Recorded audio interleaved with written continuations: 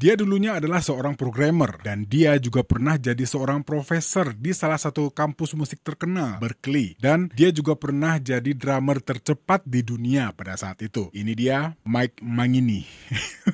Mike Mangini. I'm Mike Mangini and I hit things.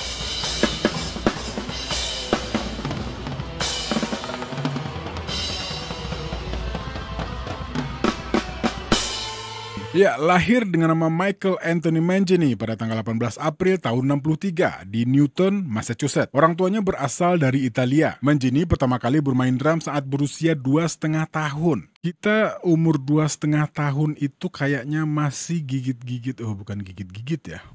Ya iya sih. Kalau sekarang kan gigitin itu apa namanya? Kalau dulu tuh gigitin rumput. Ya pastinya bukan bermain drum kayak yang sesuai yang kita pikirin ya. Mungkin ya mukul-mukul apalah.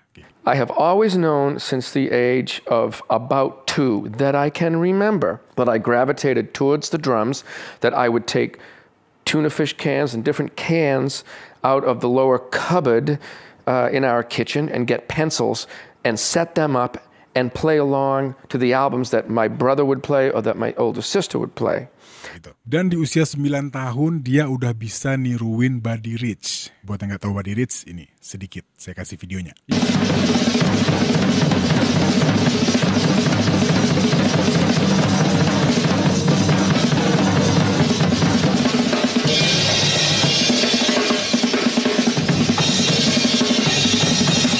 Ya, Mike Mangini sendiri terinfluence oleh beberapa drummer kayak Bobby Colomby, Denny Serafin, John Bonham, Neil Peart, dan Terry Bozzio. Udah mulai main band dari SMA. Ya, kayaknya semua anak band mulai ngeband itu dari SMA ya.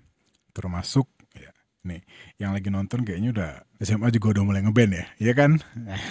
Ya, setelah lulus dari Waltham Senior High School pada tahun 81, Mangini lebih fokus untuk belajar di jurusan ilmu komputer di Bentley University. Setelah lulus, Mike mulai bekerja di bidang pemrograman perangkat lunak untuk program misil Patriot. Dan pada saat yang sama, dia juga bekerja untuk sebuah program yang mempelajari hubungan antara otak dan tubuh manusia. Pada tahun 87, Mangini untuk pertama kalinya mencatatkan namanya sebagai pemain drum saat main bersama Rick Berlin Band di Boston, yang basisnya adalah Philip Bino, yang nantinya bekerja bareng Mike di band Journey. Dan di tahun 91, Mangini mulai bermain untuk band thrash metal Annihilator. Mike menjadi additional drum pada beberapa lagu di album Set the World on Fire, dan melanjutkan dengan ikut tour untuk promosi album ini sampai tahun 94. Dan pada tahun 94, ia diminta untuk bermain dengan band Extreme.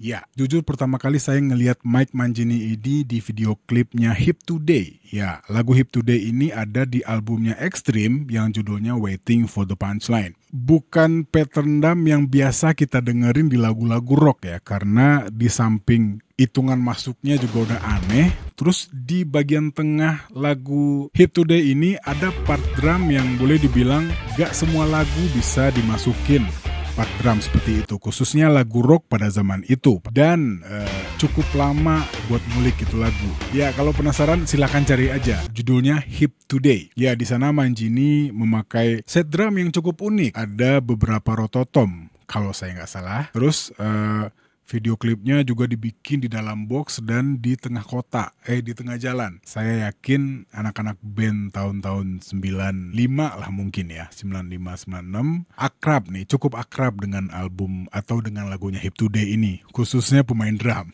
Oke, kita lanjut. Pada saat Mangini diajak untuk bermain di Extreme, Mangini waktu itu menggantikan drummer asli mereka, Paul Gary. Mike Mangini sudah berteman dengan Nuno sejak tahun 80. Waktu bersama band Extreme, dia merekam beberapa lagu untuk album Waiting for the Punchline. Ya, ada lagu Hip Today, ada Leave Me Alone, sama No Respect pada waktu itu.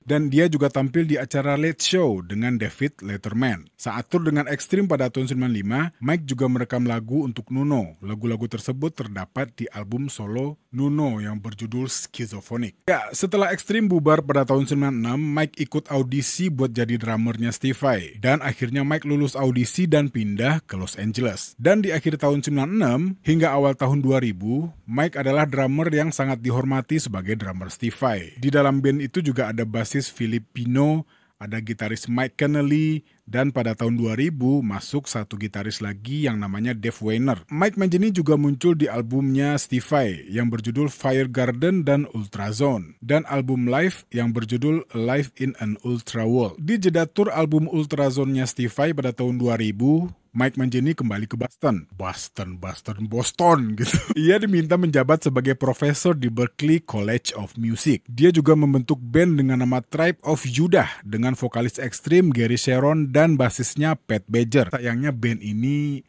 seumur jagung lah. Mangini juga muncul di album-album lain selama masa ini, termasuk album tributnya Rush yang berjudul Subdivision dan album Annihilator kedua dan ketiga yang berjudul All For You dan Metal. Dia juga merekam lagu untuk artis Sal DiFusco, Bill Lonero, dan Chris Emerson. Di akhir tahun 2010, jagat dunia musik pada saat itu guncang gara-gara Mike Portnoy meninggalkan bandnya Dream Theater. Kok bisa? Ya bisa lah, orang bosen, gimana gak bisa? Ya alasannya juga udah pada tahu kali ya. Ya ada yang bilang bosen, ada yang bilang dia lagi jenuh lah intinya, terus lagi pengen proyekan sama itulah pokoknya. Dan tiba-tiba saya lupa lagi saat pertama nonton video audisi ini di mana, kalau nggak salah di channel YouTube-nya Dream Theater. Waktu itu ada drummer boleh dibilang ini drummer apa ya sebutnya ya, drummer yang juga jadi inspirasi para drummer ikut audisi sama Dream Theater pada saat itu. Ya termasuk di dalamnya ada Marco Minnemann, ada Virgil Donati, ada Thomas Lang, itu yang saya kenal dulu ya. Terus ada lagi nama-nama Peter Wildor. Ya Peter Wildor ini juga sebenarnya main bareng James Labrie di album solonya. Ada Aquilus Priester dan Derek Roddy. Ini nama-nama besar ya, standar kata-kata besar itu. Apa yang lebih gila itu buat orang-orang edan main drum ini. Oke, kita lanjut. Mike Mangini diumumkan sebagai drummer baru Dream Theater pada tanggal 29 April tahun 2011. Beberapa bulan setelah dia benar-benar bergabung. Ya, mungkin banyak yang bilang, kami ingin Mike Portnoy, kembalikan Mike Portnoy. Cuman Mike Portnoy yang bisa main di Dream Theater ya. Udahlah. Cukup nonton dan lihat aja. Ya sebenarnya kalau menurut saya pribadi, Mike Portnoy memang ya boleh dibilang dia besar dengan Dream Theater gitu. Dan beat-beat Mike Portnoy di Dream Theater itu signature banget gitu, alias ya banyak lah, mulai lagu-lagu umum lah kayak Metropolis, terus kayak 6 O'Clock, terus kayak Pull Me Under, terus kayak apa ya, udah lama gak dengerin Dream Theater jadi lupa. Ya pokoknya ada beberapa album tuh.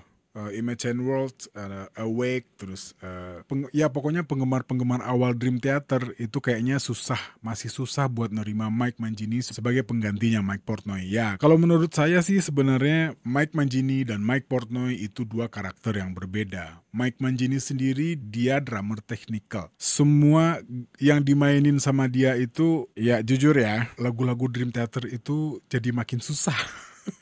Semenjak didramin sama Mike Mangini. Oke lah. Ya akhirnya Mike Mangini bergabung dengan Dream Theater yang dimulai dengan album A Dramatic Turns of Events di tahun 2011. Ya sebenarnya kesini-sini saya udah gak ngikutin Dream Theater ya, karena gak tahu ya. Mungkin saya lebih menikmati lagu-lagu pop mungkin, atau lagu boy band mungkin yang kayaknya lebih pas dengerin itu lebih enjoy aja gitu, kayak BTS, Big Bang waktu itu. Ya, saya penggemar K-pop. Ya, terima kasih udah pernah nonton. Saya Al pamit. Assalamualaikum warahmatullahi wabarakatuh.